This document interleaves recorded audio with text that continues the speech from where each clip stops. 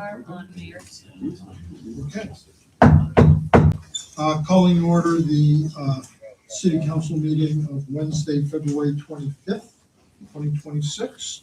Please call the roll. Ms. Swords, Mr. Schmidt, Here. Mr. Modi, Here. Ms. Godek, Mr. LeMay, Here. Mr. Gentili, Colonel Rice. Here. Good evening, council, our audience. Welcome to our guests this evening. Before we begin, we'll engage in the Pledge of Allegiance.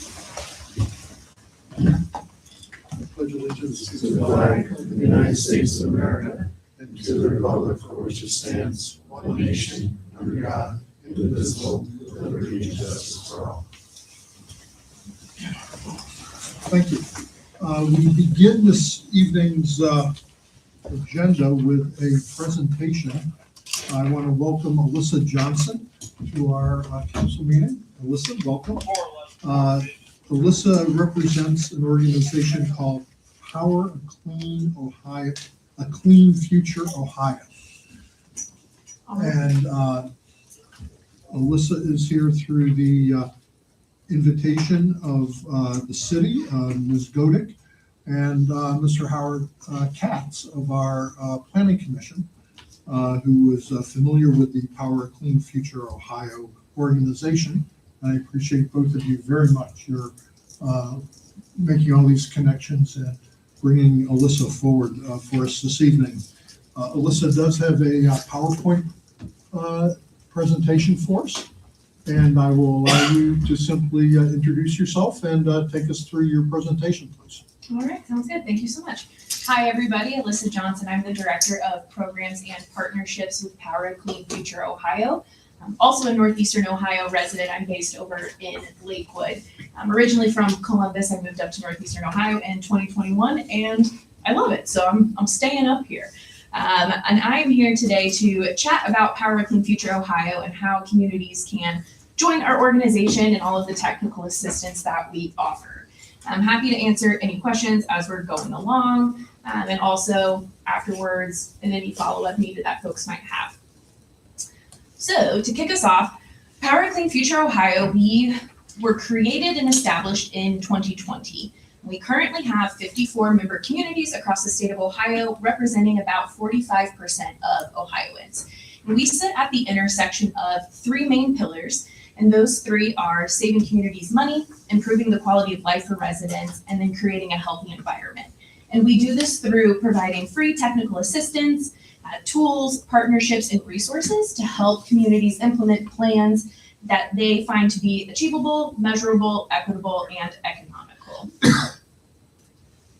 Here's just a showcase of where our communities are at across the state of Ohio. We have a really strong concentration of communities in Northeastern Ohio, which makes me very happy, and then a clump in Central Ohio and a bunch down in Southwestern Ohio as well. We're always doing recruitment. We're always chatting with communities and showing up in a lot of different spaces. And so if there's another space you think our organization should hop in on, let me know. And how we support local governments, we help folks lower energy costs. We support communities growing a strong clean energy economy in Ohio. Our overall mission is to reduce carbon emissions through the technical assistance that we provide for communities. And we really partner with local leaders and support the implementation and goals that the community itself has. And I'll dive into a couple case studies that we have in a slide or two to really explain how we do the work. One of the things that we like to talk about is really why this work matters. In 2022, Power a Clean Future Ohio, in collaboration with the Ohio Environmental Council and Scioto Analysis, created a report called The Bill is Coming Due, which calculates the financial cost of climate change to Ohio's local governments. Part of this is cost for schools that would need AC installations, road repair, infrastructure, stormwater management, all various things that we know are impacted by changing climate. And so the Bill is Coming Due report is pretty extensive, and it is available on our website as well. So if anybody really wants to dive in and read the whole 50 pages or so, I encourage you to do so, but I'm not gonna go into a lot of detail around that. But we exist to help reduce these costs, and we know that costs are rising. And so that is one of our core pieces of our work. And then we work across 4 policy areas. That includes energy efficiency, transportation, renewable energy, and land use. We also have general consulting as well. So we do a lot of work with communities that are interested in creating climate action plans, sustainability action plans. If they are not interested in creating a specific climate action plan, we've done zoning code reviews, things of that nature, just to look at things with a sustainability lens. And so really whatever the community is interested in doing, our team is able to take that internally and work with y'all. And we have a full-time team of 7 people, and then we work with some really smart technical consultants that have been with us from the beginning that are really good in energy planning and former sustainability directors for cities. So they are really well versed in working at the municipal level. And some examples of these policy areas. So we will work with communities on building performance policies and building performance programs. We conduct free greenhouse gas inventories for communities, in addition to scenario planning. So if folks are interested in what it would look like if X amount of their fleet was electrified, here's how many or how much emissions reductions that they could see. So we have a scenario planning tool as well. For transportation, we work with an organization called the Electrification Coalition, which is a national organization that works across fleet electrification. They do public transportation work as well. And right now we're having a lot of discussions about medium and heavy duty fleets and what that looks like. So snow plow trucks, refuse trucks, things of that nature. We're hoping to put together a medium and heavy duty ride and drive event in the late summer. So we'll make sure that you all get that invite if you have ops people that would want to come out and kick the tires and ask questions there. In addition, we do vehicle inventory and assessments, and we'll also help folks with charging infrastructure planning. For our renewable energy area, we do a lot of work with solar siting assessments. We work a lot on community choice aggregation and supporting communities that are interested in aggregation. Like I mentioned before, we do ordinance and zoning code reviews as well. We have a tool to address energy burden in communities. And then a recent endeavor that we have gotten into due to really just the local governments asking us questions on this is Public Utility Commission of Ohio regulatory support. So we're getting more into what it looks like to intervene at rate cases and how we can hold utilities accountable for the things that they have promised us and really get into data reliability, affordability for energy, things of that nature. We recently worked with the city of Lakewood on some intervention strategies earlier in the summer when we were having some rolling blackouts in Lakewood.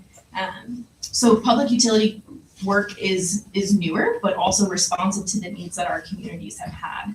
For land use, we offer tree canopy assessments, so we're able to look at a community-wide assessment of tree canopy and help folks and cities plan where they would want to plant trees based on current coverage. In addition to that, we, underneath of land use, work on brownfield redevelopment strategies, green infrastructure planning, zoning code shows up in land use as well, and a lot of resource conservation strategies with partners that we have in that space. And then our general consulting work that we do, climate action planning, we assist a lot on grant applications as well. So we'll review stuff, we'll scope for grants as well that communities might be interested in. And depending on capacity, we have hopped in written grants for communities, or we'll tag team that sort of grant writing approach. We do a lot of community engagement support as well, and so that can look like if a community is interested in surveying their residents, but they don't have the time to create that survey, our team will create that survey for the community, send it over for review. So we do a lot of like templated materials, just capacity support for folks working in this space. One of my favorite parts of the job is our storytelling aspect. So we have a really robust communications arm. We get out here and interview folks, we tell stories, lift folks up for the good work that they're doing across renewable energy, climate work, sustainability work. And from time to time, we'll also conduct sustainability tours, which is super fun. So being able to help support getting everybody on a bus and going to different sites and having departments talk about the good work that they're doing cross departments. The sustainability tours is something that we do about once a year. Last year we did one for the city of Cincinnati and it was a really awesome day. And another aspect is peer-to-peer learning. So like I mentioned, we have 54 current communities in PCFO, and this ranges in community size, in demographics and political affiliation. You name it, we probably have a community that fits the uniqueness of Ohio. And our peer-to-peer learning pieces, we do quarterly webinars with everybody where we give federal and legislative updates. So policy work at the State House that our team is tracking as it relates to climate and energy. So a lot of scouting of information from the Ohio Department of Development and things like that in terms of energy efficiency programs that we want to make sure that our communities know about.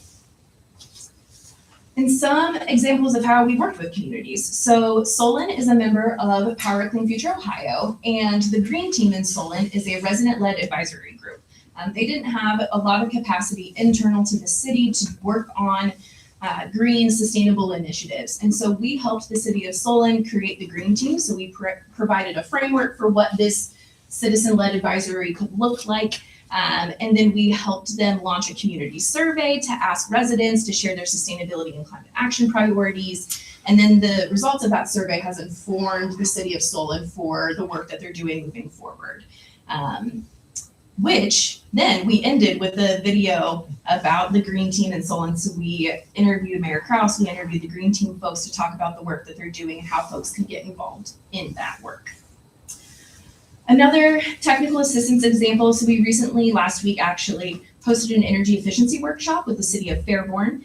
And when this initial idea came to us, it was approached to us by city council members, and they do a council retreat every year. And so at their council retreat workshop, folks were really interested in learning more about energy efficiency. And as we were working with the city, we realized that folks talk about energy efficiency in different ways. And so we were able to just facilitate conversations with their finance team, with their procurement folks, with their operations folks, to really help everybody get on the same page about all of the work they're doing around energy efficiency and then to make plans moving forward. That collaboration was awesome because it was with the city manager, the director of Parks and Rec, and also their public works director. And then the energy efficiency work is ongoing in Fairborn as well. But that was a really exciting event that we were able to do last week. The city of Lima is also a PCFO community, and we have been working with Lima for a very long time. One of the, I think, coolest stories to come out of Lima and our technical assistance support that we were able to lend to them has to do with breaking ground on a floating solar array that's going to power the city's wastewater treatment facility. And this started with the mayor just giving our executive director a call and just asking what we knew about floating solar. Like, they have been at a conference, they saw it, and they were like, well, I don't know, could we do this? And so we researched the technology, applications. We were able to provide a really robust memorandum, a technical assistance memo to the city of Lima that really went into the details on floating solar, the benefits and the considerations. And at that time, when that first started, that was back in 2022. And so there were a handful of different funding mechanisms and tax credits that they were able to leverage through the Department of Energy, through the Inflation Reduction Act, to help make that funding a little bit more attainable for the city.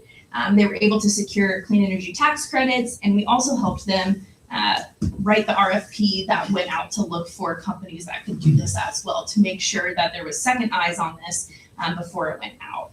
And they just did a groundbreaking in the fall, and so that project is hopefully going to be starting soon. And that was a really awesome thing, from just an idea that the mayor had, wanting to know if it was possible for the city of Lima, and our team kind of took that idea and were able to put pen to paper, did some research, and then it turned into a viable project that the city was able to implement. And then last but not least, the village of Granville. And Granville specifically was really interested in updating their solar ordinances. And so they wanted to do that based off of public input and sustainability imperatives that they had created in 2022.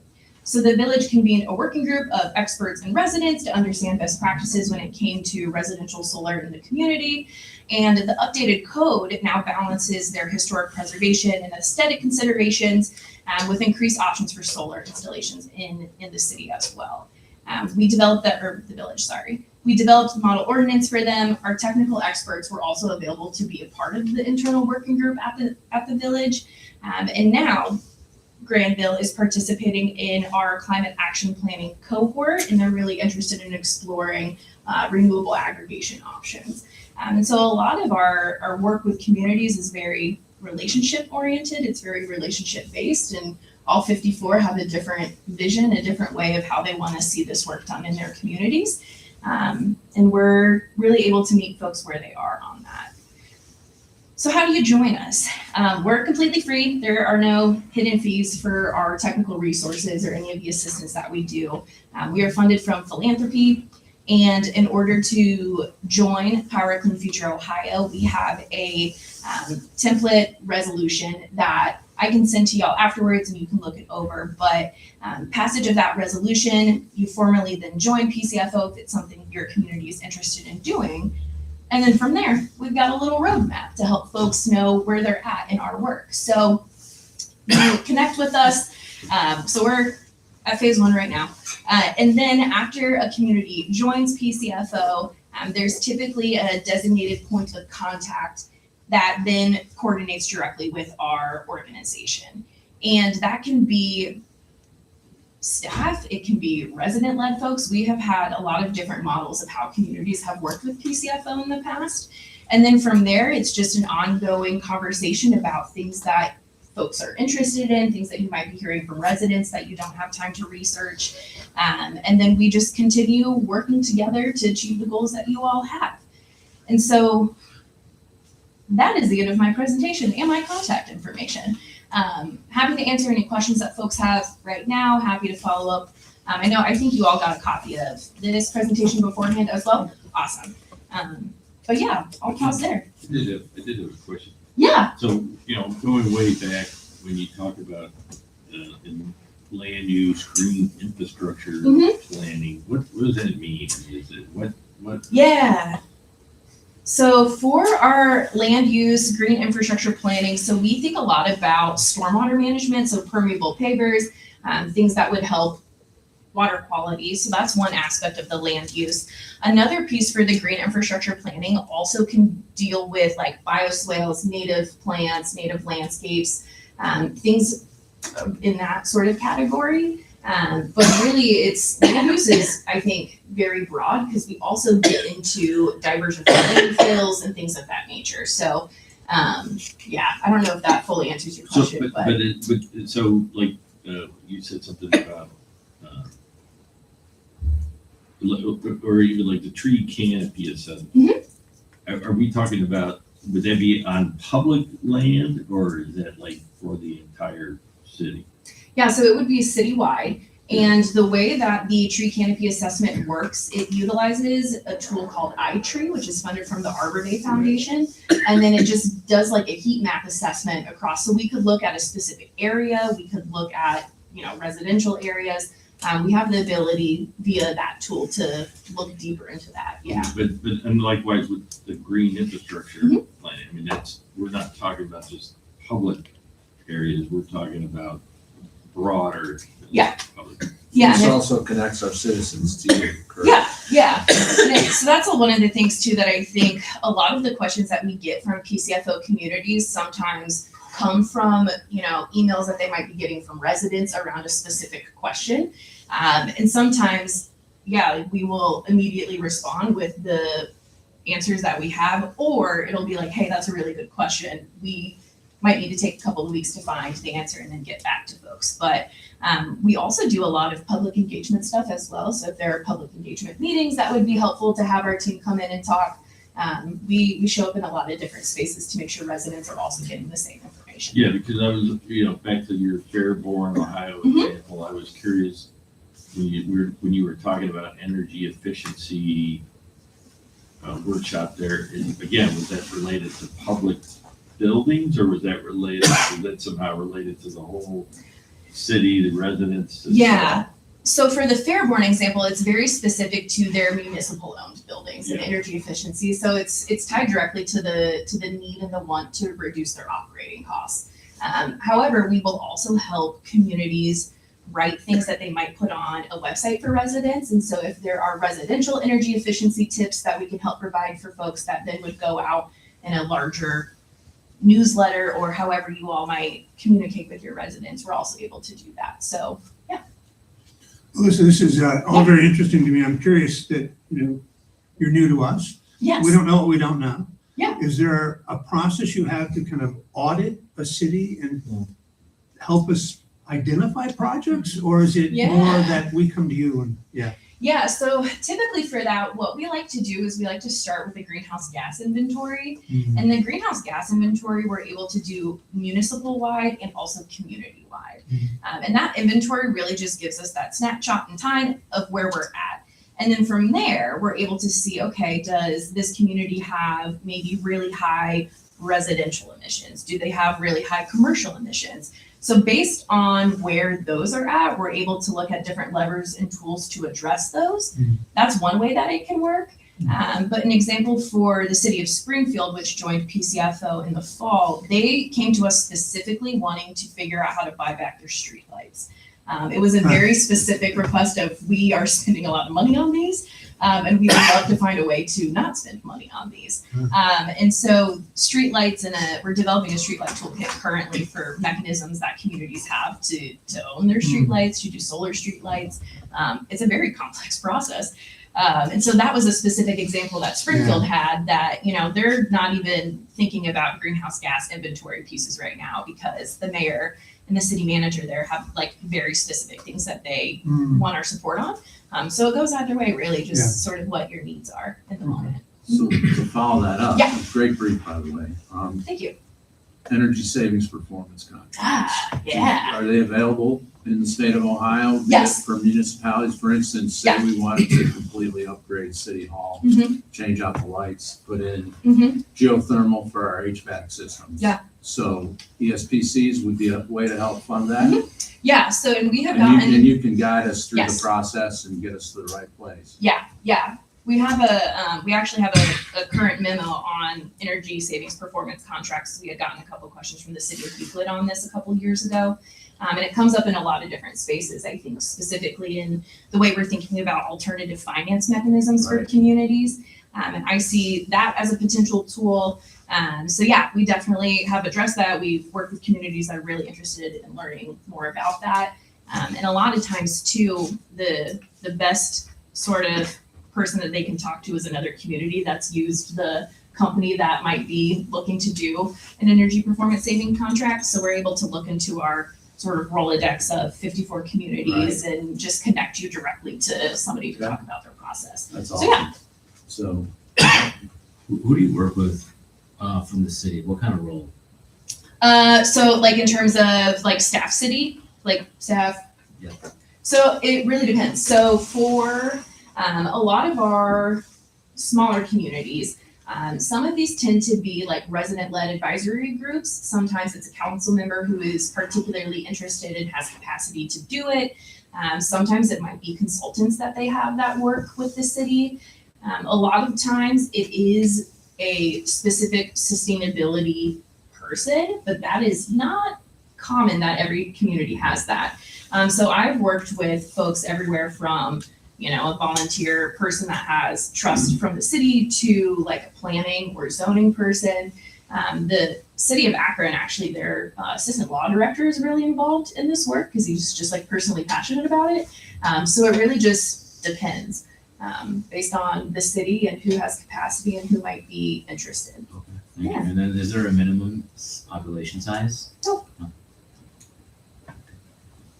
I kind of can't believe you guys exist, honestly. It's amazing. And that you're funded by grants and all the things. I mean, it's awesome. is it private contributors or government grants? How is it? So we have funding from local philanthropy in the state of Ohio, in addition to the Energy Foundation, which just funds a lot of organizations like this. I think the unique thing about PCFO is when we have worked with peer organizations in other states, a lot of them tend to be housed at like universities. So Sustainable Maryland is run out of University of Maryland, Sustainable Jersey is run out of Rutgers. But we work with the Byrd Polar Climate Research Center from time to time, just really on like information and pieces like that with Ohio State. We've got some good Ohio State folks that have worked on their extension programs that they have, since there's an extension office in all 88 counties. But yeah, we are primarily funded through philanthropy, community foundations, private family foundations. We do not have any individual contributors, I do not think. We have not really hit that sort of like donor piece on our own. One of the other pieces in terms of, how we came about, in 2019, after the passage of House Bill 6, folks were feeling like there wasn't a lot of options for local governments to get access to energy efficiency pieces and things impacted by House Bill 6. And so from there, it was like, all right, well then what's the solution? I guess we just go local.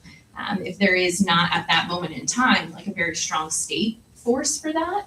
And so that sort of is just how our group came together, and we started doing one-on-one outreach with communities that folks have relationships with, and it kind of just took off from there. We're like, wow, this really is filling a gap that exists in the state of Ohio. How large is your group? So we have 7 full-time staff members, and then we have 6 full-time technical consultants that work with us.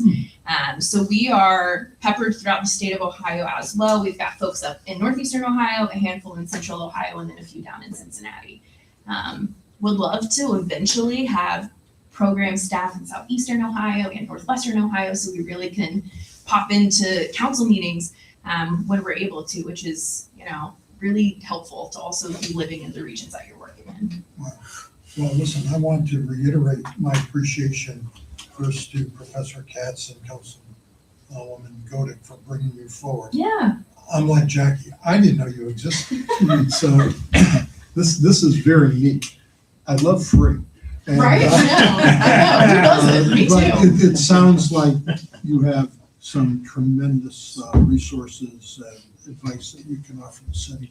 I would invite you to please provide my office with your resolution, Okay. so we can take a look, and I'm going to have that in front of council for our next meeting. Sounds good. And we have a lot of things going on. We have on this evening's agenda a proposed change to our solar energy policy for residential use. And that's going to be probably referred to our planning commission, I would think, after its introduction tonight.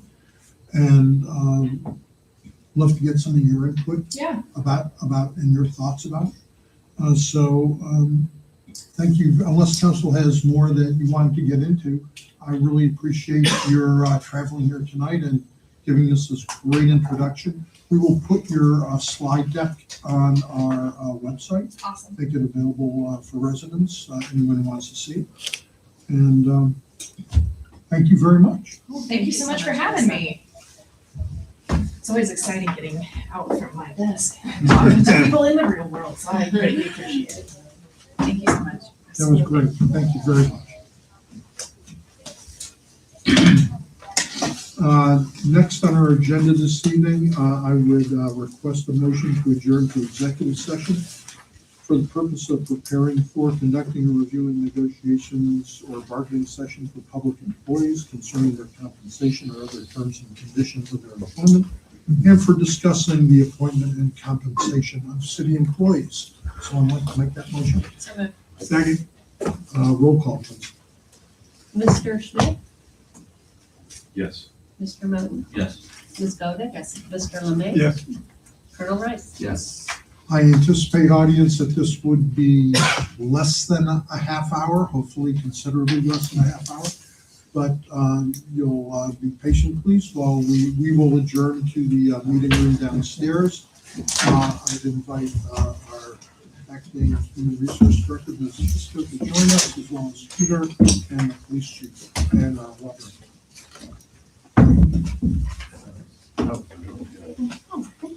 Meeting adjourned for executive session. Change our How about you guys? Yeah.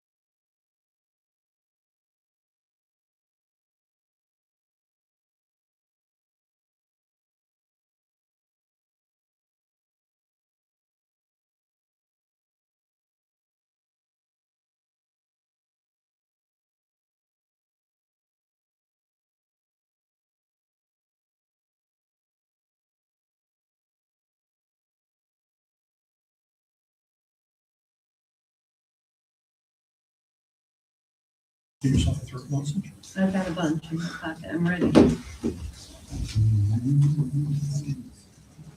Yeah.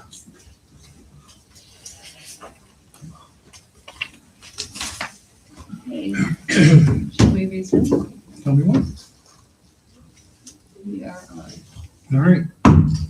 We have adjourned the executive session and rejoin our council session. First, any audience comments? Not hearing any. We will move on to approval of the minutes of January 13th and January 27th. Can I have a motion regarding January 13th minutes, please? So moved. Second. All right, any discussion? Hearing none, roll call for the adoption of the minutes. Mr. Schmidt, Yes. Mr. Modi, Yes. Ms. Godick, Yes. Mr. Lemay, Yes. Colonel Rice. I'd also entertain a motion for the approval of the minutes of January 27th. So moved. Second. Any discussion? Roll call, please. Mr. Schmidt, Yes. Mr. Modi, Yes. Ms. Godick, Yes. Mr. Lemay, Yes. Colonel Rice. Yes. Great. With council's indulgence, I am going to advance on our agenda item 8 for consideration next, which would be an ordinance approving the mayor to enter into agreements with the Ohio Patrolmen's Benevolent Association and declaring an emergency. This is on for first reading tonight. I don't see any reason why we can't get this adopted this evening, so I'd ask for a motion to suspend. So moved. Second. Roll call, please. Mr. Schmidt, Yes. Mr. Modi, Yes. Ms. Godick, Yes. Mr. Lemay, Yes. Colonel Rice. Yes. Next, a motion for the adoption of 2026-08. So moved. Second. Roll call, please. Mr. Schmidt, Yes. Mr. Modi, Yes. Ms. Godick, Yes. Mr. Lemay, Yes. Colonel Rice. Yes. Ms. Fisco, does this apply to both the patrolman and the sergeant's Yes. contracts, right? Yes. Okay. All right, thank you, council. We will now turn our attention to ordinance 2026-07, which is on for first reading tonight. As council will recall, there's been quite a bit of conversation regarding the lack in the city of any real legislation regarding the installation of solar power in our residential areas and otherwise.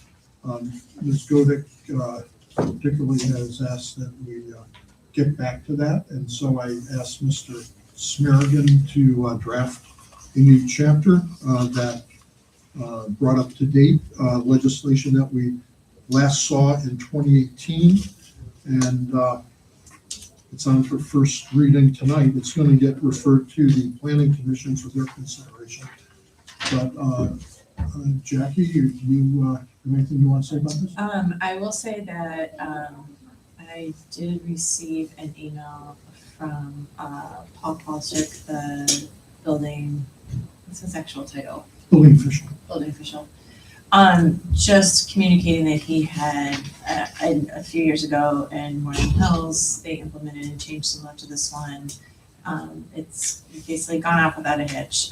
He apologized, he couldn't be here tonight, he had a previous, engagement, but I do think that because he serves both communities, he is, really, particularly well suited to having a really, valuable opinion on what we do and what its implementation will actually look like. So all that is to say, he was supportive of the legislation as written, and I think it's a great, great starting point for us to start talking about how we want to handle solar. So I read through it, and so this will not restrict us in any way on whatever roof is best suited for solar, be it whether it's street facing, rear facing, we can put solar panels on any roof as the resident desires, correct? That's how I read it. That's why it's drafted. Okay. There was a lot of pushback back in 2018, if I'm right on the year when we had this legislation before us before. about a certain lack of equity of when depending on which side of the street you lived on, whether or not you could have solar. Because if it was only on the rear side of the house, which happened to be south facing, But we got the rid of people that. on the other side of the street were just out of luck. So this accommodates that and just says, well, it's up to that homeowner whether or not they want to do it. And If I could, if you're looking to adopt this in March, we do have that special meeting on the 31st, which gives us enough time to advertise for a public hearing for this ordinance that evening. Sheila, you have to put that in the newspaper Okay, and post it. I have it's a, one of those. Yeah, one of those. I have a couple of questions, and this is George's, this is George's draft, just in. with some input from Paul. Okay, just a couple. So I'm worried that the first definition, solar energy, means solar array intended to provide electrical power primarily for consumption on site. That means if it's not primarily for consumption on site, you're beyond this regulation. Right, I don't think you can sell it into the grid as a general. That's why I have solar. I have an array in my backyard and I'm selling it into the grid. My point is a different one, that it would be exempt from this regulation completely. Because I'm doing it not for on-site consumption. That would not be an accessory use. So you read that in conjunction with 1282.01.4. It has to be accessory to the residential use, and the independent generation of energy, as you've described it, would not be accessory to the residential use. So So does that But that not means- permit people to roll it back into the grid though? I Because it- think you can. I think they need to be able Yeah, to, the because, idea is that primarily you're generating Right. for use, and that use is accessory to the residential use. right, It doesn't prohibit reselling into the grid on. running the meter back. But it can't be your primary. Exactly right. Right, that's what I was trying to say. So if, I get, my point is it prohibited somewhere from doing a solar array? That's what 1282.01.4 provides. Shall only be permitted as accessory to a principal use or building located on the same lot. But So- but here's my point, I'm sorry, I'm not describing myself very well. Solar energy facilities are only those that are primarily for residential use. So if you read that into that definition, it doesn't exclude those not for residential use. Because it's in the definition. Give an example of what you're saying. Well, we'll see, this is a drafting guide, just want to make sure we get this right, so we don't accidentally Right. open the floodgates. So a solar energy facility is one primarily for residential consumption. So all we're saying is, those for residential consumption shall only be permitted. We're not saying non-residential consumption No, is prohibited. I don't think this restricts it to residential. I think if there's a commercial building with a flat roof over on Chagrin, Yeah. they want to put panels up, I think they can. It's not the But that's use, how I read it. it's incidental to the use, the primary use. So if you have an office building, you can generate energy through a solar array for that use. What you can't do is have an independent solar array that's not providing power back to. That's my question, Yeah, where no. is that? Where is that prohibited? A solar energy array. shall only be permitted as accessory to a principal use located. But the definition of solar energy is only those things that are for residential use. So it's circular. No. Where's it say that? It says that in the definition, up above. What paragraph is that? That's in paragraph A. So solar energy facility. Primarily for consumption on site. It's only limited to those things. So we're saying, for those things that are for residential use, there only can be an accessory, I don't but see only those, I Where's the word see where you residential? say Where are you seeing residential? residential? Where are you? in the definition, No, it doesn't say residential. It or does not consumption say- on site. Yeah, but if you have a business, it's not It's on residential. site. I'm sorry, I'm using the word not for consumption on site is what I should say. If it's for consumption on site, Right. not on site, is it prohibited? If it's primarily for consumption on site and is accessory to the usage there, in other words, the usage on site is using energy generated by the solar array, I see. the See my resale. point?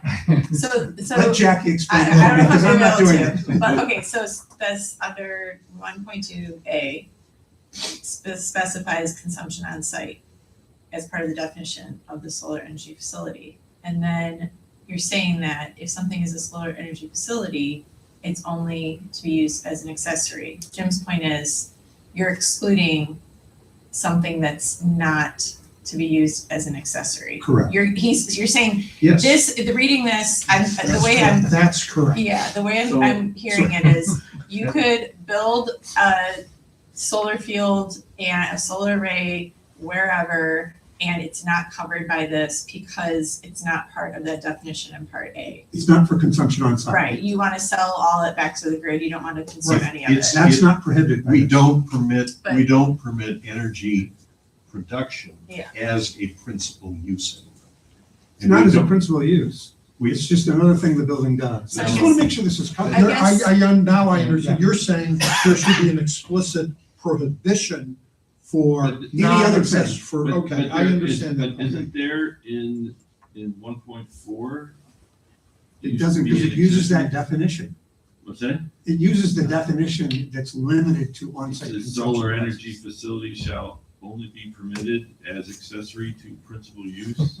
So I guess if someone came in and wanted to build, a solar array in order to sell all the power generated, I imagine they wouldn't be allowed to do that, but like, what stops them from There's- that? Outside there's- of this, I imagine there's something there's outside no of this, zoning right? district Right. that allows that. Right, okay. Well, I mean, saying that in here would solve, just saying explicitly that, Well, what else don't you want to say in, what else don't you want to have? Put a lot of things in there. I mean, I assume you don't want any water generation either. I want to keep it pretty wide open. I'm ready I for think it's- another topic if Yeah, anybody. go on. This- Go on. I understand your point. okay, I thank get you. your point. And then the two others, just one is in 128.01.3, there's an and or there at the end of that. Where are you? I'm sorry. 128.2.01.3. At the end of the first line, it says and or. I think it should only be or. That and or threw me. You see where I am? No, I don't. And on Mine's in 128.2.01.3, First line. Okay, first line at the end. operated, you're saying, What's you wrong don't with like the and and or? or. Because it's a prohibition, and you're prohibiting the whole thing, right? I could read it either way. Shall be designed, operated, and or maintained only in accordance with. I like Okay. the way that reads. I don't find that, It's English. I don't find that offensive the way it's drafted. And in the last paragraph on that page, the word electrical storage is at the bottom of 128.01.4. Electrical storage is a concept. If you're charging your battery, is that electrical storage? Yeah, that's because I know that's part of it, right? There's Yes. a big battery in your basement. Right, most people have batteries that charge during the sunlight hours and are available, and that would prohibit it. Right, I think that's a fair point.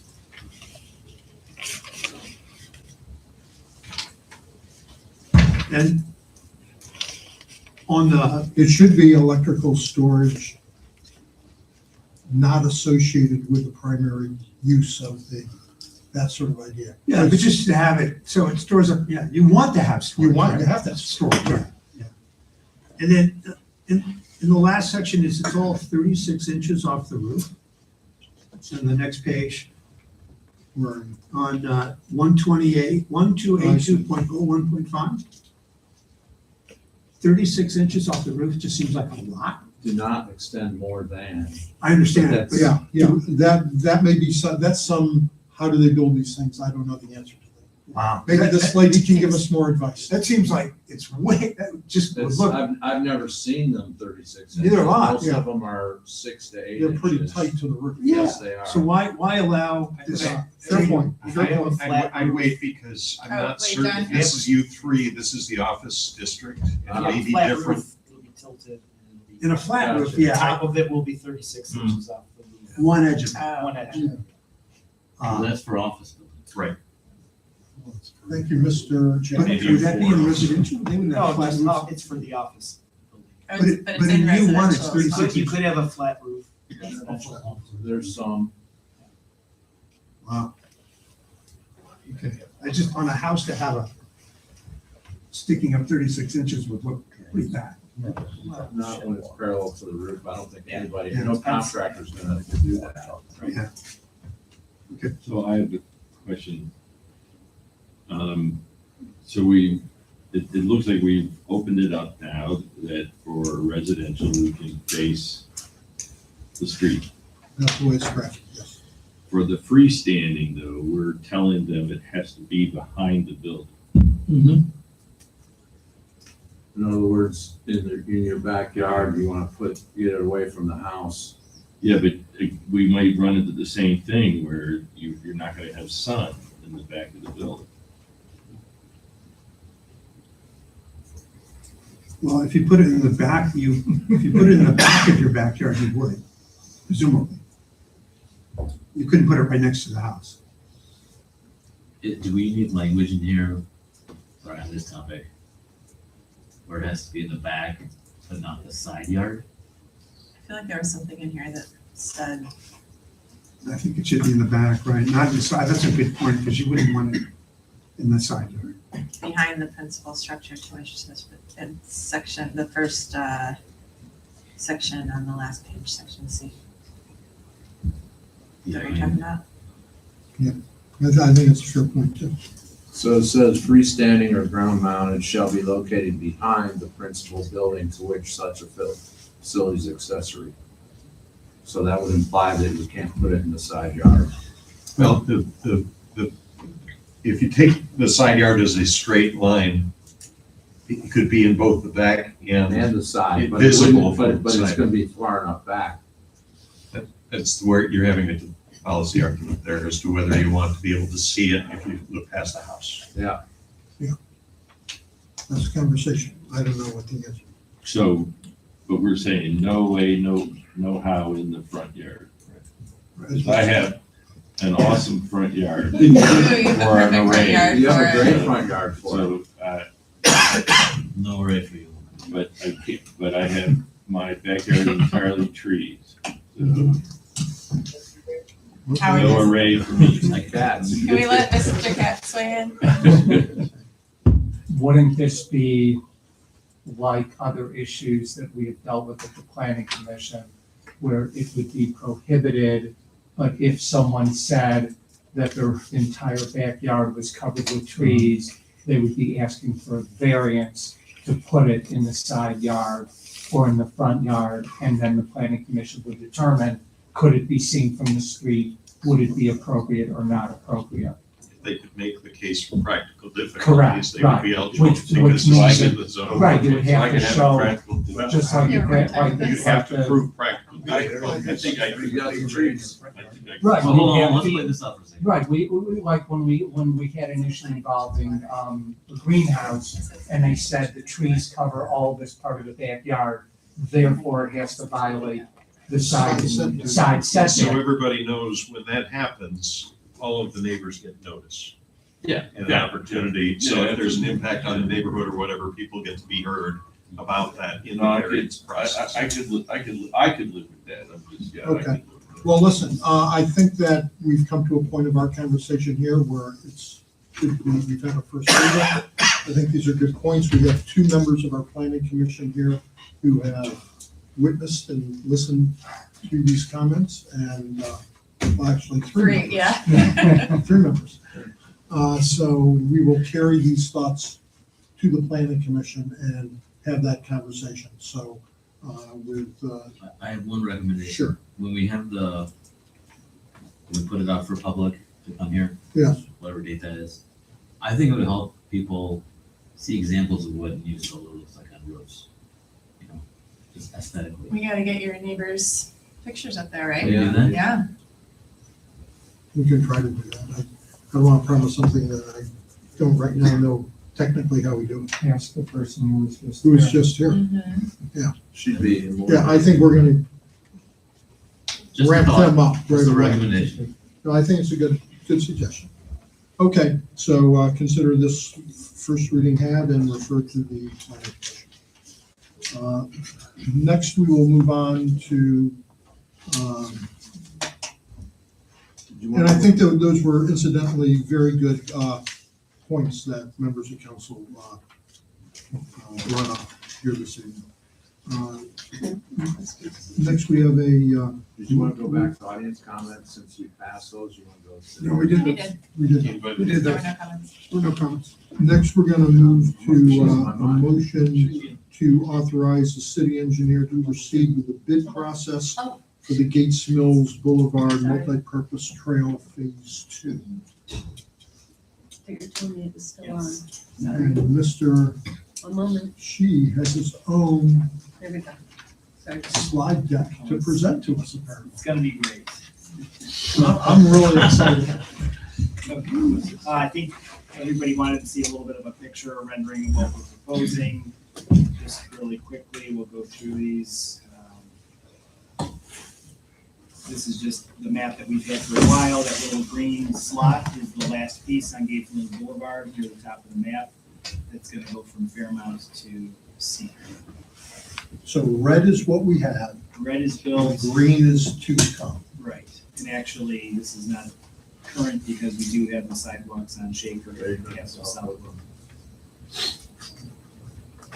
All right, this is where it starts off. To the right side of the page is Gates Mills Boulevard. So we will be, I don't know, can you see my cursor on there? All right, so at Lander Road on the south end, we'll continue the sidewalk, the 5-foot walk. It'll cross over, cross over the skinny corner by Gates Mills and Fairmount. And then we'll start the 10-foot wide path. And, sorry, let's jump in this. Sorry.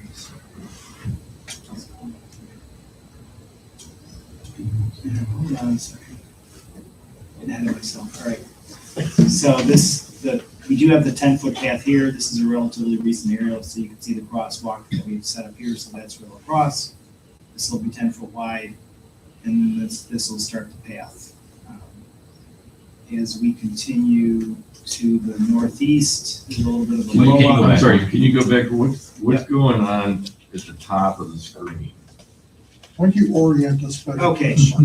This is Lander Road north of the circle. So that section of land that goes past Ursula.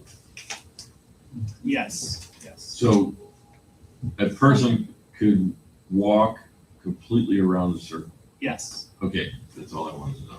And one half of the circle will be a 10-foot wide trail, and the other half will match the 5-foot wide sidewalk. Yeah, I think it's. Wait, so you're saying, so the trail, the current trail will Yes. then go into this circle?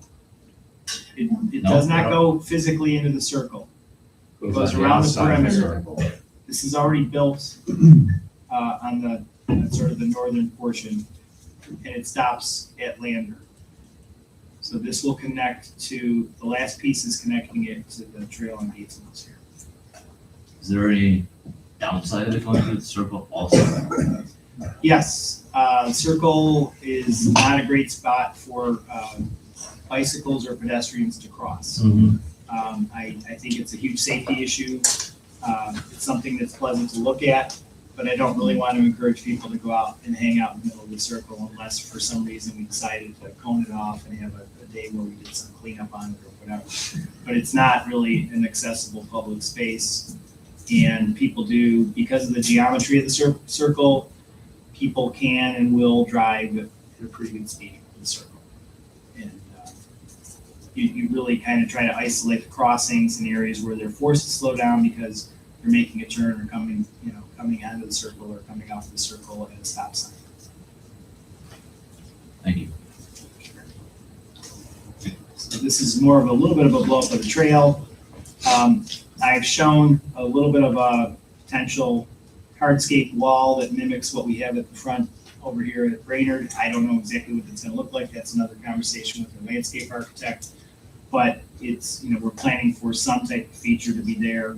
I've shown some general just shapes of some mounding. Again, we're gonna reclaim and save the money of hauling off material when we excavate for the trail.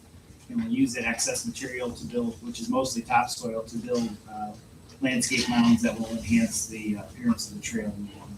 And no trees come down in this section, right? There really aren't any trees coming down. There's a couple trees that are dead or damaged that might be coming out, but we've been able to work around just about every single tree on the entire length of the trail.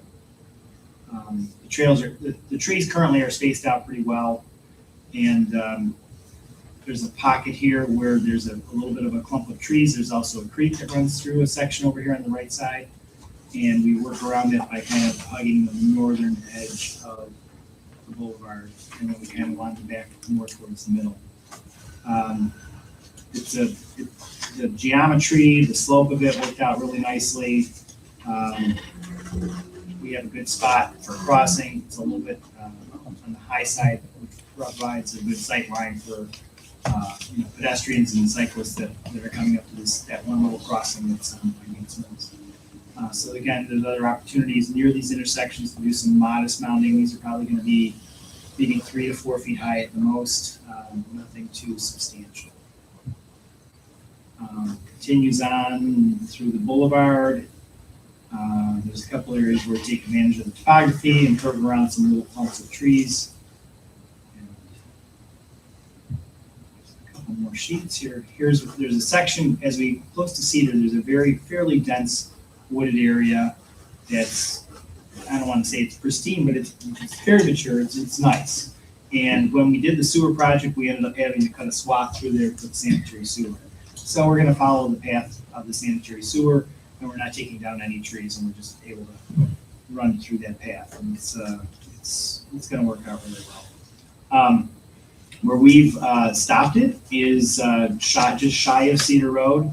There's a method by which you can get onto Cedar Road up here, and we're proposing putting an island in this one little section here to create a safe spot for pedestrians and cyclists to see what's going on, and before they cross the street, they have a place to hang out.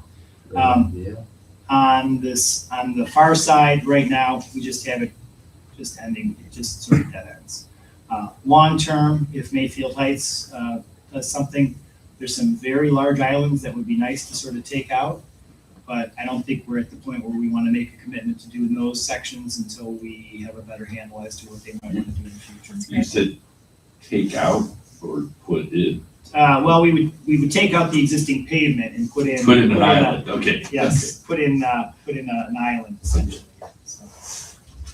So that's the plan. It's pretty well laid out. We'll be able to bid this in March and open and award bids in April and get it under construction in May. So it should be done like by the end of the summer? The path should be done well before the end of the That's summer. awesome. And then the goal would be to engage our landscaper to maybe do some spring planting, but then come up with a master plan for how that's all gonna work, and probably a fairly significant fall planting for trees. Don, you made it look so easy.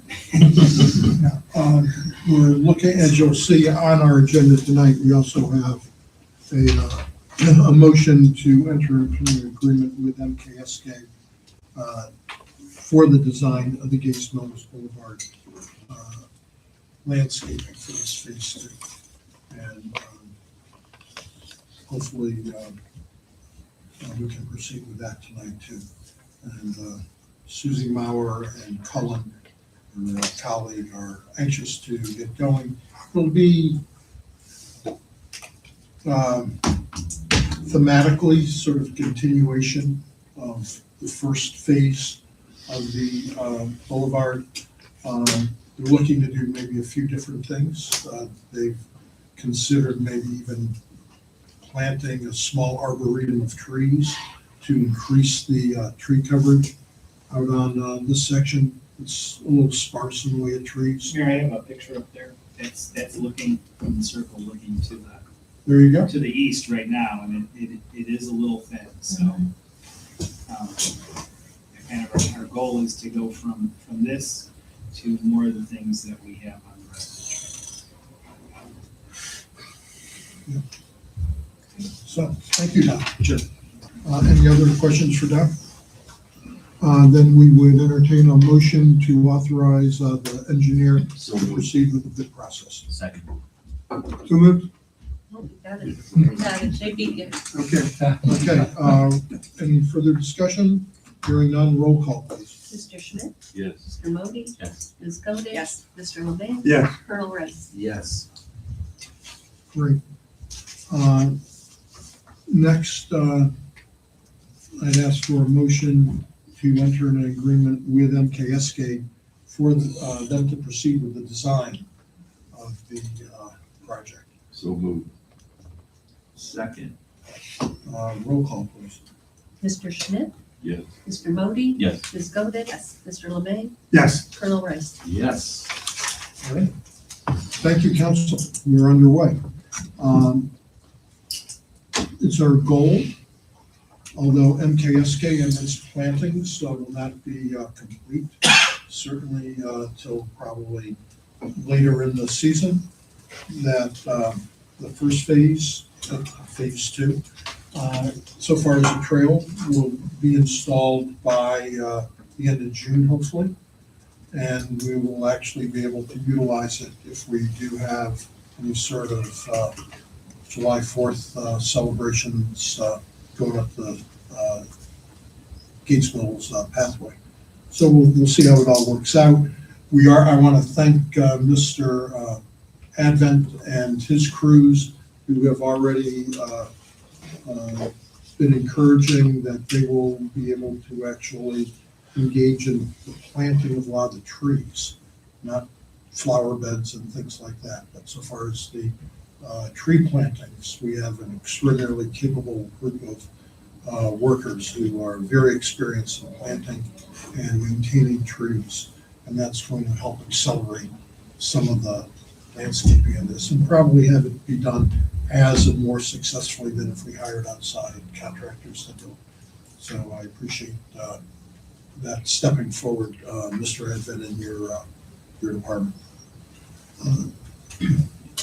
Next, we will move on to a requested discussion on the amendment to section 122002. This is we saw this last time. It's been officially referred to the Planning Commission already, but they've not yet met to discuss it. Mr. LeMay had indicated he had some further thoughts that he wanted to bring forward. So hence its reappearance on the agenda this evening. Thank you, Mr. Mayor. Yeah, I've been thinking, we had a good discussion last week on the start of this, and the more I thought about it, I had some more concerns. Some of them are really pragmatic, some of them are kind of fairness to the resident, but as most of you know, we've had for a long time a process in which if a resident or an aggrieved party disagreed with the planning decision, they could go to council to have that reviewed. And this ordinance would eliminate that completely. And so the message to the residents, if you didn't like the decision, hire a lawyer, go to court and sue us. I think for a lot of reasons, for one, fairness to residents as well as litigation avoidance, I'm not sure that's the right route to go. And I'd like to just raise with all of you to think about some of those other considerations. Some of them we started with last week, and that was just the cost of litigation. And for most of our residents, their home is their most valuable asset. And if there's an important change that changes the character of the neighborhood or might diminish their quality of life or the value of their house, that can get very personal and very heated very quickly. And I think it's all in our best interest to avoid litigation if we can and try and reach a compromise if possible. And the more I thought about it, I think the internal review process is the way to do that rather than their first alternative is go to court. As all of you know, the mayor raised this last week that there's something called a board of zoning appeals created by statute that many communities have. And that is, the name of that Board of Zoning Appeals tells you what it does. If there's an internal decision to grant or not grant a variance, it's appealed to this Board of Zoning Appeals, which is a group of citizens that kind of review that decision. So it's an internal process. You don't need to go to court, you can represent yourself, and that's how it works. Some smaller communities, like the mayor pointed out, I think correctly, where you don't have a lot of volume of zoning issues, have chosen not to have a board of zoning appeals. And my research showed that in almost all of those communities where there's not a board of zoning appeals, they retain that internal review process to give residents another chance to have their say, if you will. And having their say, I thought about it, there's kind of two categories of complaints that I can envision coming out of this. One is, well, the planning commission didn't balance all the factors correctly. And our code, our zoning ordinance has about 7 or 8 factors that come from a Supreme case a long time ago. Some of those factors are really subjective, like does it change the essential character of your neighborhood in a material way? I mean, that's a really subjective, could be a very subjective, reasonable, fair-minded people certainly disagree what is essential character of your neighborhood and does it alter it or diminish it. So the other type of complaint I've heard just is that, well, they weren't fair to me because they didn't like me, or one of the commission members had past dealings with me, or I have a reputation in this town. In other words, kind of irrelevant factors, but the perception some residents is, well, I wasn't treated fairly. And, we're all human. We'd like to be able to think that we can just be objective and rational, but we all have our biases, and it's really hard to separate those two. And whether that's real for the resident or imagined by the resident, it kind of doesn't matter because it's an issue and you have to deal with it. And if they have something like this and you tell them, well, just go to court. I mean, for most of our residents, litigation in common pleas court on a zoning matter is hang on one second. And by the way, Eric reached some same conclusions in terms of cities that have this, the thing he sent out earlier this week. Let me get through this and then I'm happy to have your comment on that. Where was I? So first is the cost. Litigation in common pleas court, it's tens of thousands of dollars, and so unless you're a really wealthy resident, it's really important. That's just not a real option. And the other half of that is those costs, the city also is incurring all of those costs. So this is something we really want to avoid. Our older residents will remember that the Sterling Lakes property was the subject of a zoning lawsuit that went on for over 20 years and cost the city millions and millions of dollars of legal fees. I don't think a home dispute will go that far, but I just want to, that's an example how things can escalate and go on and cost millions of dollars, and it's something we really want to avoid. So I think retaining the internal review processes provides a lot of benefits. One, it's an accessible, low-cost way for a resident to have their say, right? And the other thing I think, as opposed to litigation, at least initially, it maintains internal control. So we're not turning this over to a judge who knows nothing about our city, and could make a decision that reflects knowing nothing about our city. I think that process, because it's residents talking to residents, it's less adversarial than going to court. And so I think there's more room for a conversation. There's more room for a creative compromise if we go through that process rather than going right to court. If in fact there was an error, then it's a speedy, low-cost internal self-correction mechanism that can happen without lawyers and judges and lots of expenses. And I think it also, another benefit it provides is really transparency for our residents. If they want to come to the hearing and listen to what's going on, they can hear and understand it a lot different than going to a courthouse downtown and listen to lawyers and judges talk. So I think for all those reasons, now, it's certainly true that once the internal process is done, under our guard, it's very clear, they have a right then to go to court. But I think most rational people, and I think most often that internal review process will confirm what the planning did. I think that will be the normal case. But having one body say, this is the answer, and a wholly different body saying they were right in the first place. I think for most residents, that would solve the issue, because they've had their say, they've had two different groups say, that was the right answer. And I think that alone would be the key to avoiding litigation, which does no one any good. It'd just be a long and protracted process. So I just keep coming back to having this internal process is kind of fairness to the residents. It's like a service we provide them as a resident, like police or fire or trash pickup. You have this low-cost, speedy way to have another body look at your arguments and make a decision. And when the council looks at it, it's all on the record created in the planning commission. It's not like a new trial. It's looking at that record that was created and making a decision, were they right?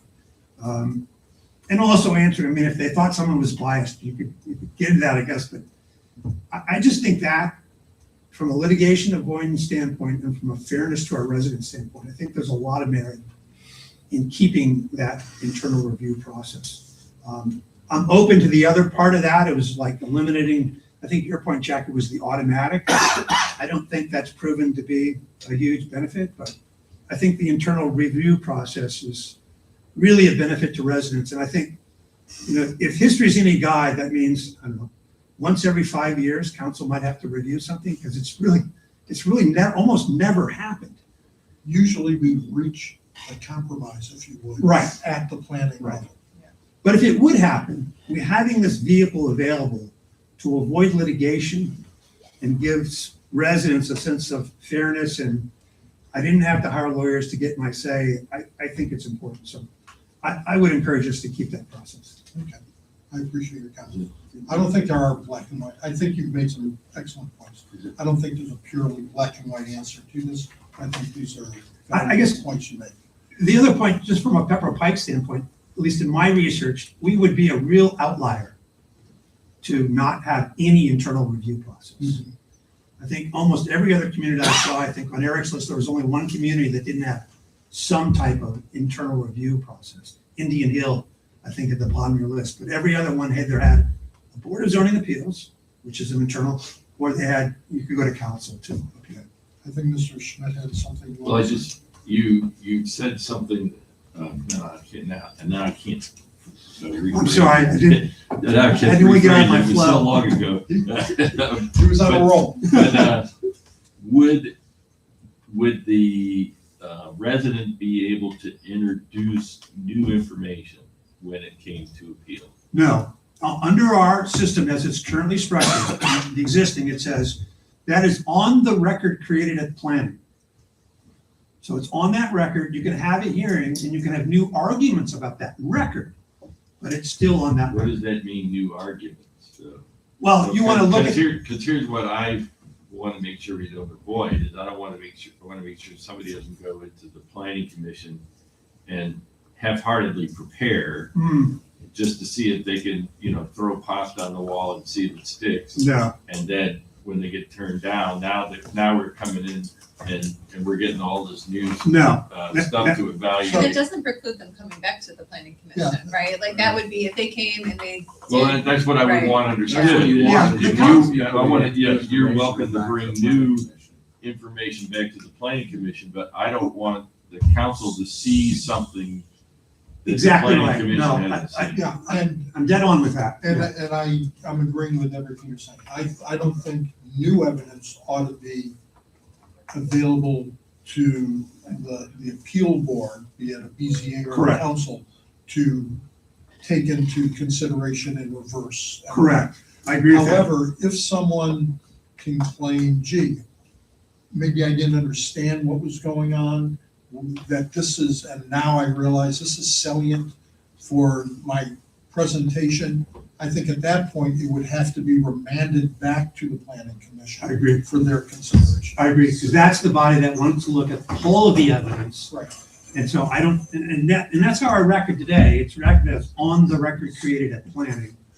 So that would, in my view, it's like a court of appeals. You can't introduce new facts. Exactly. That's not in the record. But So if the planning- weren't we, the spirit and intent of this discussion last week was because all variances were coming to the council, right? No, only non-residential variances. Well, that needs to go away too. That's what I just said. I'm okay. I mean, this week, we've had this discussion on something that we haven't had in 10 or 15 years, What's that? right? The Appeal. appeals, right?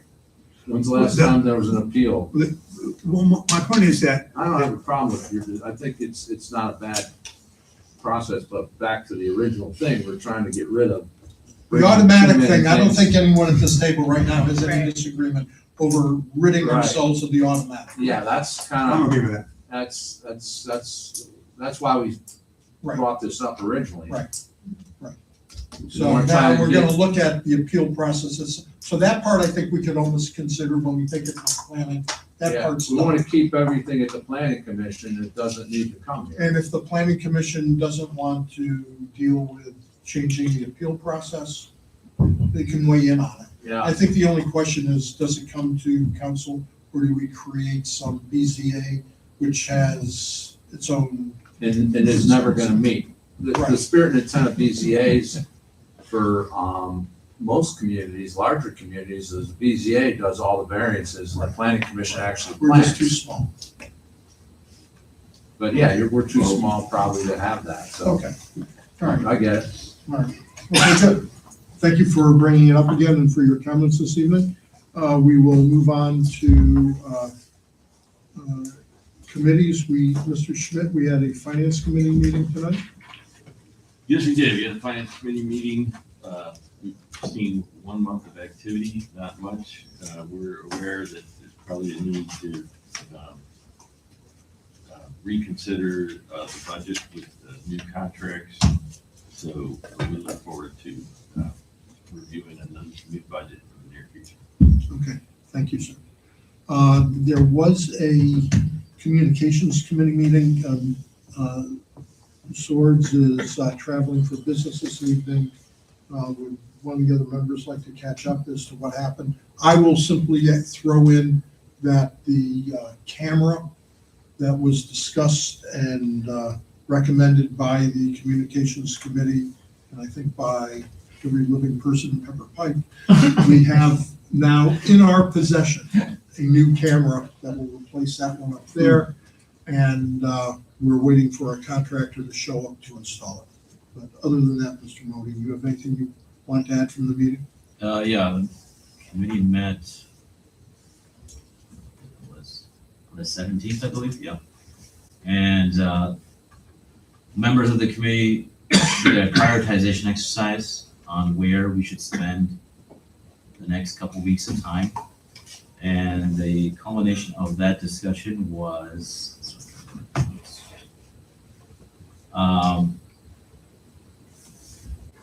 I guess in general, improving and working on tactics to keep residents informed, but doing it in a way that makes sense to each kind of cohort of residents. So not all residents should be treated the same in terms of how they receive messages from our city. So not a one size fits all. We're gonna be working on how to craft a communication strategy and plan that meets the different cohorts of residents. Okay, thank you, sir. I don't think, did infrastructure meet We since we were briefed on? it, no, we briefed it last meeting. Okay. And chiefs, we had a civil service meeting tonight and a few things got approved on your ends. Why don't you brief the council on that? Sure. For police, we'll be giving another test in March to hire one officer. So that's a process that takes maybe up to 4 months. So that was approved by civil service. Fire department, as you're aware, Lieutenant Tapp retired after 25 years of service with Pepper Pike. He took on a chief's job in an adjoining community. So we needed to fill that position. So testing was given for that, written test, assessment center, and then a psychological. So with the completion of that, Brian Nish came out on top on that. So that list is now certified. Thank you. And on behalf of the administration and the city, I want to congratulate our new lieutenant. For those of you who may not know Brian, he's just a wonderful fellow who I think will be a great leader in our department, and personal congratulations to him. And one thing for the police, when are we gonna swear in the two new officers? It should be the 18th of next month. Good to go. And probably you should let Brian do him at the same time. He can't make that day, so might have an off-site thing, but council will be invited. Okay, we can do We'll, whatever. we'll discuss it. We'll talk about how we want Yeah, to do he said he do it can't make that anytime. thing. it. Okay.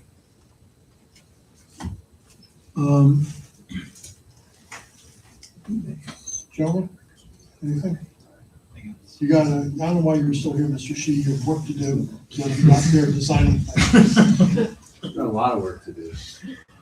Mr. Evan, how are we doing? Okay? Good. I want to congratulate service for what has been a challenging snow removal last season. We've had salt on order for over a month that is yet to be delivered. It is because of, which other communities have experienced also, but it's because of the wise conservation efforts made by our service department. Mr. Advent and his crew chiefs who are on the scene doing it, that we still have some salt remaining. If it had been any more of an aggressive salt distribution program, we would have a completely empty salt barn right now. So thank you, Mr. Advent, for your the wisdom that you applied to the efforts that your crews were exercising. With that, I think we are at the near the end of our agenda. I do want to advise the community and council that I was privileged to attend the inauguration of this season's Hunger for Harvest campaign by the Cleveland Food Bank and its associated Food Network members. And we have opened up our link. I will be getting out a letter hopefully tomorrow still, or the next day following at the latest, regarding the opening of the link. The goal, it seems that I simply say the same thing, but with bigger numbers every time. The distribution of food to new people, new unique families and individuals simply goes up. It doesn't get better. And people are now faced with the challenges. There are some thousands of people in our immediate area who are have been removed from SNAP benefits, which provides far more food than food banks could ever imagine to supply. So your generosity and the donations of anyone who will be contributing is greatly appreciated. And I hope our city will step forward, our residents and employees, and hope their fellow regional partners who are desperate for food sometimes. $5 will feed an individual for a week. And this is good nutritional food. And the support of everyone is extremely important. So I appreciate any support people will be able to step forward and provide. I've already made the first donation to our link, and I hope others will follow. So Mayor, to that end, I would like to sort of renew our conversation from, I think it was early November, obviously new people at the table. I really do think that the city should step up and make some kind of donation. I don't know if that means matching what's raised, agreeing to sort of top off to a certain level, just some flat dollar amount. But, you know, they see it at a regional level what the need is.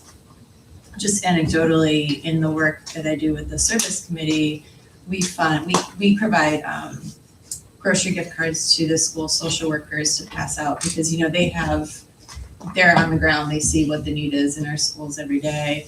And it used to be we would have to restock them, you know, once or twice a year, and now it's like every other month, you know, just because they know that these kids are going home to empty cupboards on the weekends. So with that in mind, even though that sort of, I feel like there was like all that initial pressure point with the government shutdown and everything in November that kind of precipitated the original conversation. I don't think anything's changed, and if anything, I think it's gotten worse. So I would love to hear people's thoughts on if that's appropriate. I know I got a ton of feedback after that meeting. You know, plenty of our residents don't think it's a appropriate use of city's money, and I can completely respect that opinion, but I disagree with it given the, you know, privileged position we find ourselves in. You know, at the time, I think we had talked about a $15,000 donation, and that is, you know, truly a drop in the bucket for what we have to offer. I think it would be an immense gesture of goodwill and really meaningful. So I would love to hear what you guys all think about. Do we do something like that, and kind of what form does it take and when? I'm very supportive of it, and I think Mr. LeMay prior wanted to focus more towards Garfield. And Jackie asked her to do some research to figure out, is the bang for the buck better to get it to the Cleveland Area Food Bank and then they support Garfield as a partner? What goes the most distance? I know your thoughts on keeping it a little bit more local, but I would kind of edge towards the bigger picture because I think they can do more. And Garfield is one of their partners, but Jackie was right, and that's what, because they are sort of under that large umbrella organization, you know, that it, you know, they have just the capacity of scale to, they're the ones who all the food donations are going to, they have the buying power, where I just think it would be more meaningful and be able to help more people. They can make that dollar stretch. Right, exactly. Yeah, so That's the scale. Yeah, my concern has always been just the authority to do this and choosing one great charity over another great charity. No, totally. There's Habitat for Humanity, there's Coats for Kids, I mean, there's Yeah.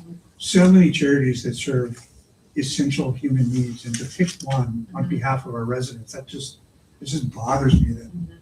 And that's why I was kind of focused on like the Orange Area Service Committee. At least it's local, and I feel better about. If I was not on council, I would absolutely be sitting in the audience being like, hey, we'll take your money. You can still do that, just abstain. I mean, it's such a wonderful group. I give them a gift every year, and and they help our local, I mean, not all pepper potatoes, but local. Yeah. And they short-term needs, and it's just a wonderful organization. I struggle with the issue on, I get that. is this how I'm charged to spend our money on one charity versus another charity? So I gave them both last year to Jackie's organization and to Cleveland Area Food Bank and to another national fund. But I like I think let's face it, we're more prosperous than a lot of our neighbors, and I think it's just a gesture of goodwill to the region.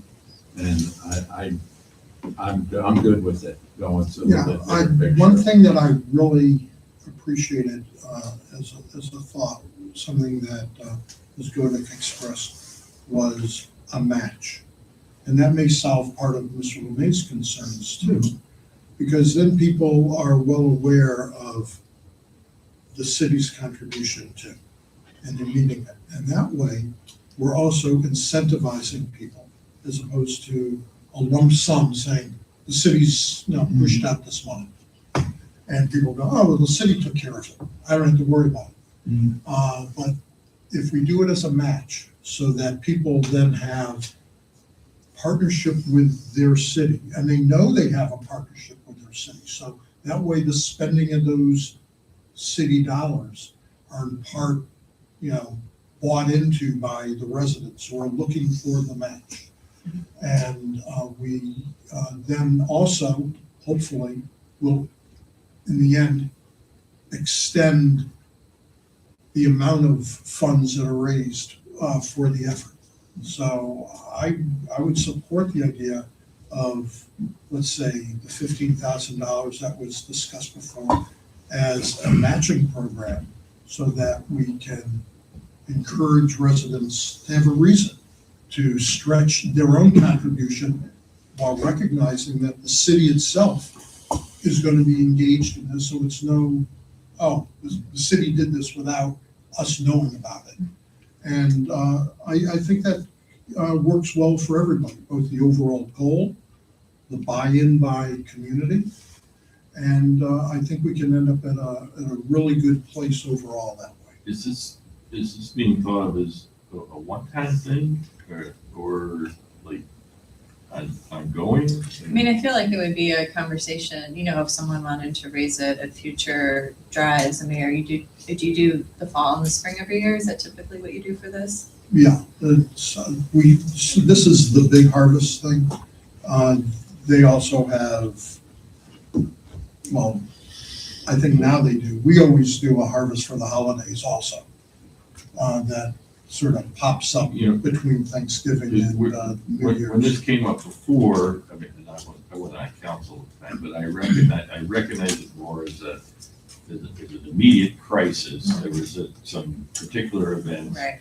And it actually made more sense to me as a one-time immediate crisis than an ongoing, unless Mary says, we want to have established an ongoing matching process. No, I don't, listen, I think it would be, on a personal level, I think, yeah, that's great. But again, I'm not going to be the person that. But again, as a one-time crisis, I started to think, well, maybe it should be more than 15,000, if we're really going to try to help. It's an ongoing, crisis is a fluffy word in some ways. This is an ongoing dramatics issue for the entire community and region. I will say though, if we're gonna go the route of the matching strategy, I think most residents are thinking about this in their household right now. It's during the holiday season, right? Where the wallets open up more so. My question is, this is the right time of the year? This is the Harvest for Hunger period. This is their fundraising. Their fundraiser. This is the big annual I fundraiser. don't think. Where we need to millions go of matching. dollars I have think to be go raised. one time. I'm kind of where Eric is, like, if this is gonna be a one-time shot, let's just, I'm supportive of picking the 15,000 and not worrying about the matching, but putting out there to the community, the city's doing this, please join us. Because I think there was some Facebook Pike neighbors discussion a couple times about this. And I think Mr. Thompson pointed out very correctly when somebody goes, well, the city's doing it, so we don't have, no, it's and.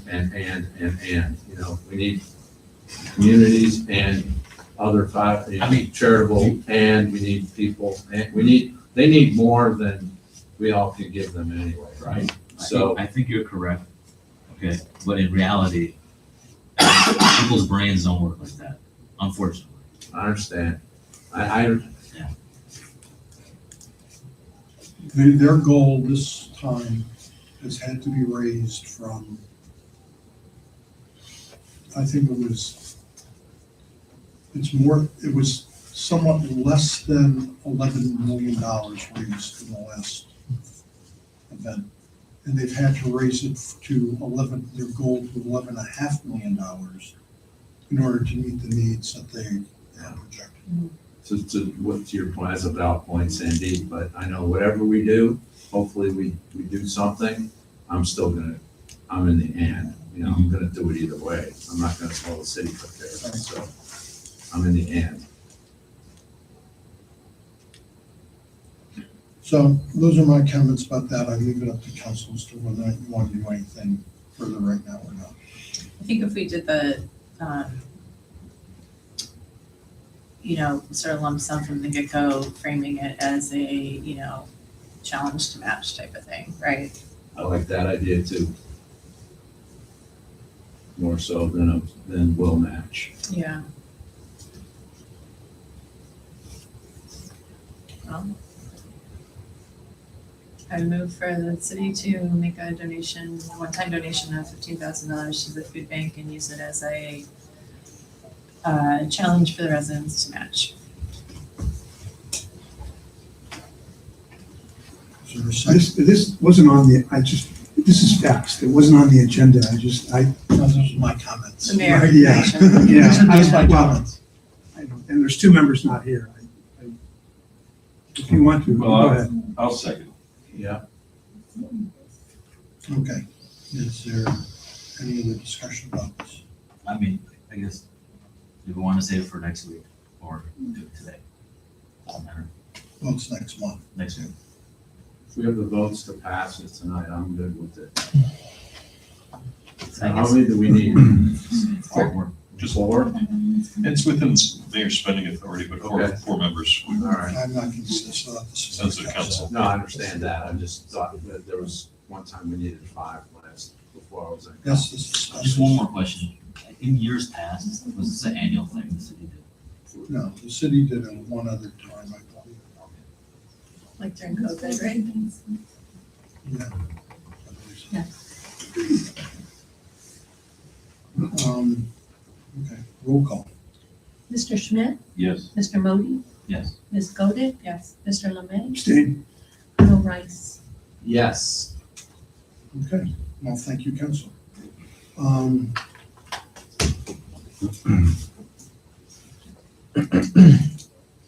I don't think that I have anything more on my comment. Council, do you have any comments? I have one. The format we've been doing of audience comments up front? Yes. I think we've given it a few attempts here. My suggestion is keep it at the front for agenda topics, but also you can time box it something at the end. I think it feels a little off right now. I think it's a great idea, yeah, like relate to the agenda up front, wide open at the end. Because I know, I'm sure people have thoughts, right? Yes. Not a bad idea. Okay, we'll try it again next time. It's a work in progress. It's good stuff. We have to vote on that? No, Yeah. just send it. The mayor's agenda. He's got the I feedback. have a couple of things, Mayor. Yes. So I want to echo what the mayor said to Mr. Katz and to Jackie about bringing our hopefully new partner in for that great brief. Having been involved in renewable energy policy for almost 18 years now, this is really, it's great. This is going to be really good for the city. I'm super excited. And as the chair of the Road and Infrastructure Committee, with some good infrastructure projects coming up, I'm super, super excited. Mr. Schmidt and I, along with the mayor, visited the dispatch center this past week. Very, very informative, very professionally run in support of our police and fire and ambulance teams. And so really good stuff. And their regional emergency operations center. So very well equipped and really good stuff. And that's all I have. Thank you. Anyone else? All right, not hearing anything? Just anything. Okay, we'll have a next. Oh,